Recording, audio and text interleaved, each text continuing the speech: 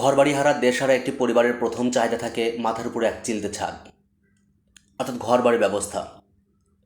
এই ঘরবাড়ির ব্যবস্থা হয়ে গেলেই মানুষের জীবনে নানা রকম পরিবর্তন হয়। একটা ঠিকানা থাকলে মানুষের নতুন নতুন চাহিদার সৃষ্টি হয়, জীবনযাত্রায় আসে নতুনত্ব, সম্ভ্রমও বেড়ে যায়, মানুষের সাথে মানুষের সম্পর্কটা বৃদ্ধি পায়। দেশভাগ সিরিজের দ্বিতীয় বই মানুষের ঘরবাড়ি।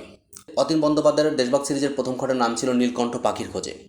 এই নীলকণ্ঠ পাখির খোঁজে এই উপন্যাসে আমি বলেছিলাম যে আসলে উনি প্লট নির্মাণ করতে গিয়ে অনেক সময় নিয়েছেন এবং সেই প্লটের উপর দাঁড়িয়ে মানুষের ঘরবাড়িতে তিনি মানুষের গল্প বলেছেন। দেশভাগের পরবর্তী সময়ে রিফিউজি মানুষের গল্প, মানুষের দুঃখ কষ্টের গল্প, মানুষের ঘরবাড়ির গল্প, মানুষের বাসস্থানের গল্প, সমাজের শ্রেণী বৈষম্যের গল্প বলেছেন বিলুর গল্প। ফার্স্ট পার্সন ন্যারেটিভে এই বইটি লিখেছেন অতীন বন্দ্যোপাধ্যায়। বাস্তুহারা একটি পরিবারের সন্তান বিলু।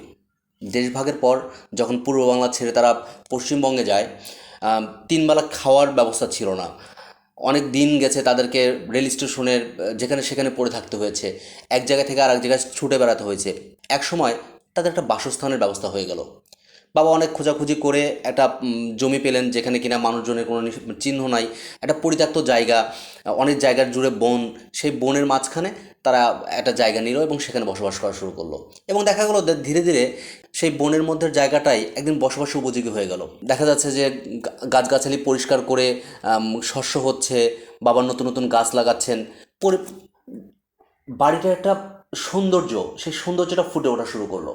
এবং যখন তাদের ঘরবাড়ি হলো তখন তাদের জীবনে নানা রকম পরিবর্তন হলো। বিলু আবার স্কুলে যাওয়া শুরু করলো। বিলু এসএসসি পাশ করলো, তারপরে সে কলেজে যাওয়া শুরু করলো। তার সাথে সমাজের অন্য স্তরের মানুষদের মেলামেশার সুযোগ হয়ে গেল। সেই মেলামেশার সূত্র ধরে বিলুর পৃথিবীতে অনেক বড় হতে শুরু করলো।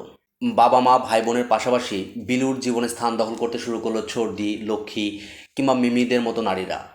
বিলুর মধ্যে সম্ভ্রম বাড়তে থাকলো, বিলুর মধ্যে আত্মমর্যাদা বাড়তে শুরু করলো। কিন্তু বিলুর বাবা সে একজন সরল বাঙালি মানুষ।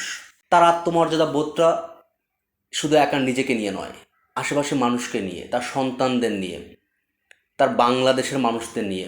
এই গল্প পড়তে পড়তে বিলুর বাবার প্রতি আমার একটা মায়া জন্মে যায় এবং একদম শেষের দিকে এসে বিলুর বাবার প্রতি আমার খুব কষ্ট হয়। হয়তো আমার নিজের বাবার প্রতিও সেই একই অনুভূতি হয়। আমাদের সন্তানদের নিয়ে বাবা মাদের নির্দিষ্ট কিছু আকাঙ্ক্ষা থাকে। তাদের নিজেদের জীবনের অপ্রাপ্তি ব্যর্থতাগুলো তাদের সন্তানের মাধ্যমে অর্জন করতে চায়। কিন্তু বড় হতে হতে আমরা সন্তানেরা বিদ্রোহী হয়ে উঠি, আমাদের পৃথিবীটা প্রশস্ত হতে থাকে, আমরা বাবাদের কাছ থেকে সরে আসি। একসময় দেখা যাচ্ছে যে বিলুর বাবা একা হতে হতে একদম নিঃস্ব হয়ে যাচ্ছে। দেশভাগ, সংগ্রাম, প্রেম, মানুষের গল্প, এই নিয়েই মানুষের ঘরবাড়ি। আমার কাছে প্রথম খণ্ডের চেয়ে দ্বিতীয় খণ্ডটা আরও বেশি অভিনব, আরও বেশি প্রাণবন্ত মনে হয়েছে এবং আমি অনেক বেশি উপভোগ করেছি এই বইটা।